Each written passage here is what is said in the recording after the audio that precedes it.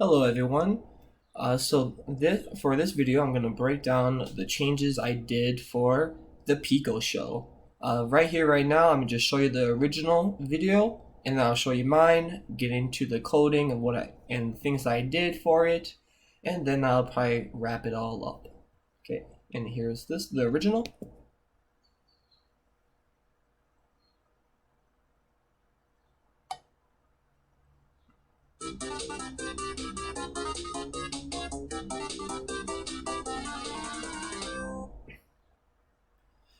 And then for that one, I thought it was pretty easy to add some stuff like in the scratch videos that we learned about. I need to juice it up. I think you can easily juice this one up. So now I'll show you the one I did.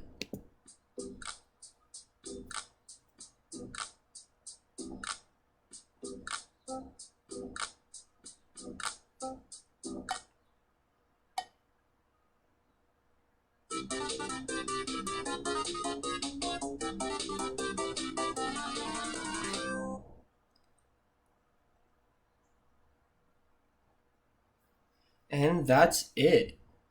So a lot of the changes, I want to add some color, add some new music in the beginning, and then I'll talk about it once I get to it.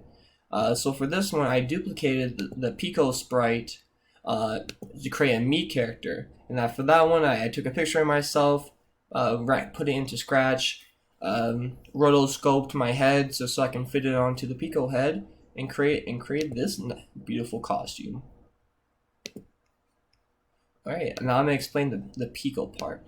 So when I got this code, it initially had the when the green flag is clicked, it runs the intro, which is defined right here, and then it ran a dance, which you can see over here for this one. But I removed it for Pico because of a problem I had later on, which I'll get to.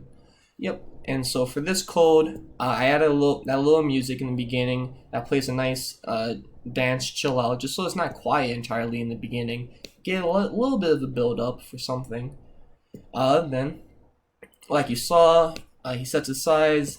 He says, "Hi everybody," and then he's gonna go to the top right corner, and he's gonna reduce size and just wait. So I added this wait function just so the me sprite, excuse me.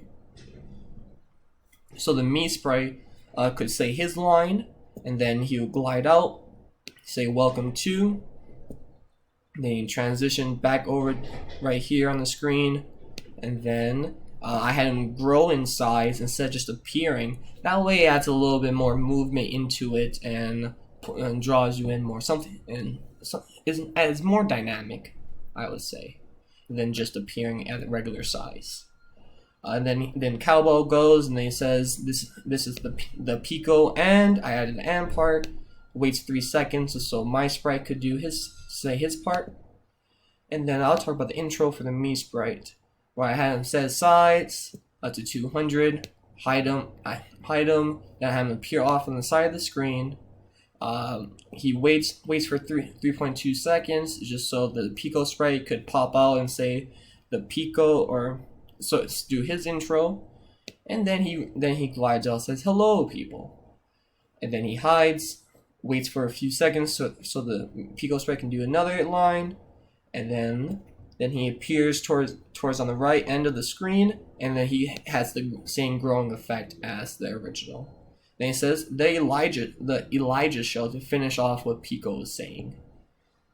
And then, so for right now for the dance party part, I added this part of broadcasting Pico show, just so that when Pico would receive this broadcast, he would start running his dance sequence, because I didn't want to try to figure out the waiting, add like a wait and try to figure out the timing wise to get it perfectly. So this way makes it so that they start doing their dance party at the exact same time without me having to do math and counting.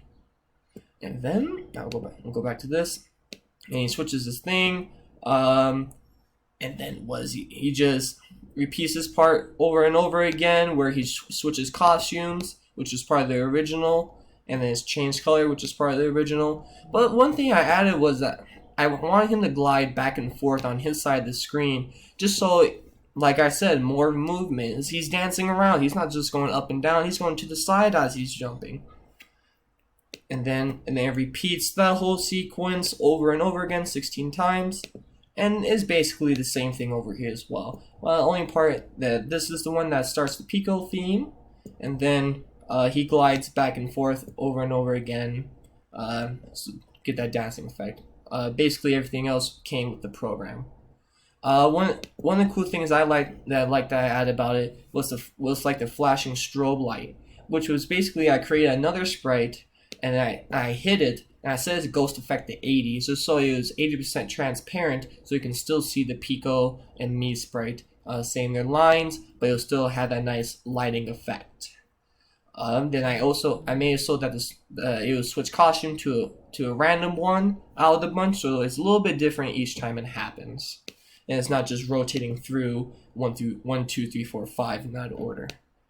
And then, so when this program receives the Pico broadcast that I created for the me sprite, it's gonna wait 8 seconds, and then it sets the ghost effect to 0, just so it cuts out the show. You only see the colors. And a broadcast end, wait 2 seconds and stop all. And the reason why I had a broadcast end, because right when this sprite end of show, the end of show text appears, when it receives the end, it will show itself and it'll let you know as a watcher that there's really nothing else there for you to watch.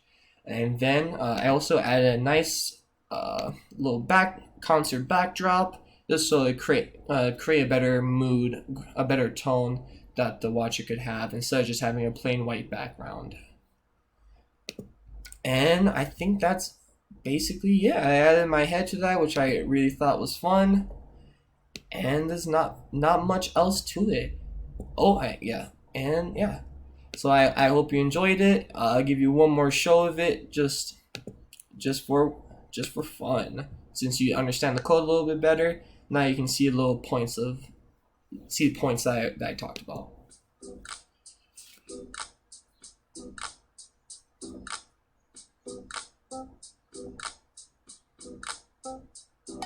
That's the growing effect right there. Finishes his line. It broadcasts the Pico show. They start dancing back and forth. See how they're moving, and then end the show with a nice little strobe effect at the end.